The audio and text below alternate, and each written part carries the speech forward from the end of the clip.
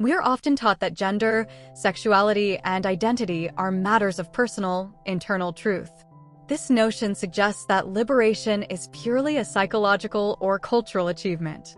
But for a vast number of people, the freedom to express that truth is entirely contingent on a very external, very material condition: economic security. When societies circulate myths about fixed gender roles and norms, they aren't just creating cultural rules, they are creating economic barriers. These myths persist, reinforced across media and institutions. While academic scholars have effectively dismantled these fixed identity binaries, the resulting conversation often neglects a critical question: who, in the hierarchy of social and economic capital, can afford the substantial risks that come with defying those norms? While theoretical critiques successfully expose the constructed nature of gender, they often overlook how economic precarity fundamentally dictates the range and risk of gender expression, meaning that the freedom to be visibly nonconforming is, ultimately, a class privilege. My argument is grounded in powerful foundational scholarship that challenges monolithic views of identity. Kimberly Crenshaw, in her essential 1991 piece, Mapping the Margins, provided the vital lens of intersectionality, highlighting how factors like race, class, and gender overlap to create unique and compounded forms of oppression. Crucially, she moved the conversation beyond single-axis analysis. Similarly, Judith Butler, in Gender Trouble, 1990, revolutionized our understanding by showing us that gender is not a biological destiny, but a performance, a series of repeated, stylized acts that create the illusion of a fixed identity.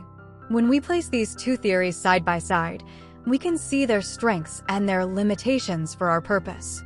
Both scholars effectively destabilize fixed identity categories. However, Butler's necessary focus on universal performativity risks, implying that all performance, and therefore all defiance, carries equal weight or equal risk. This is where Crenshaw's intersectional lens is more robust, but we must sharpen it to focus directly on the specific economic friction created when a gender performance conflicts with an employer's expectations. We need to move from the abstract to the material by integrating these theories with concrete economic data. My first claim is that visible gender nonconformity is an economic liability that is unequally applied based on wealth. For a person with sufficient financial capital, facing workplace scrutiny over dress or appearance might result in a transfer, a severance package, or a lateral move to a different firm. For the low-wage worker, however, that scrutiny often means immediate loss of their only livelihood, leading directly to a spiral of instability.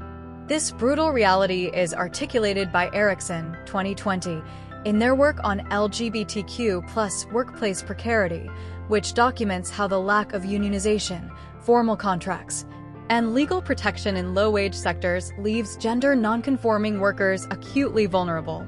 As Erickson found, the immediate risk of housing insecurity or food scarcity compels low-income individuals to actively engage in what sociologists call survival passing, suppressing nonconforming expression purely out of economic necessity.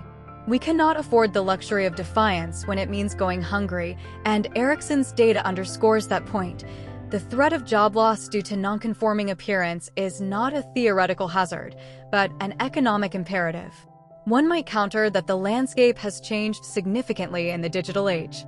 Smith, 2021, for example, argues that online communities and social media platforms have effectively democratized identity expression, offering free access to both support networks and aesthetic guides for nonconformity, seemingly negating the physical world's limitations.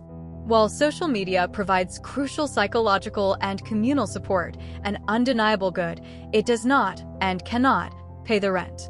This argument, while hopeful, is fundamentally idealistic. It ignores two critical points. First, the job discrimination described by Erickson often forces marginalized individuals into the gig economy or marginalized digital work, where the risks of visibility are merely shifted, not eliminated. Second, online affirmation cannot fundamentally reverse the economic exclusion they face in the physical labor market. For someone working 2 minimum wage jobs, online identity is a respite, not a safety net. My final claim focuses on the privilege of transience. Economic stability grants one the essential freedom to move, change jobs, or relocate to more progressive cities, effectively isolating oneself from persistent local discrimination. When a person with financial security faces workplace hostility or social exclusion in a conservative area, they have the resources, time, savings, credit, and housing access to sell their home, survive a period of unemployment, and establish themselves elsewhere. The working poor, however, lack this capacity for escape.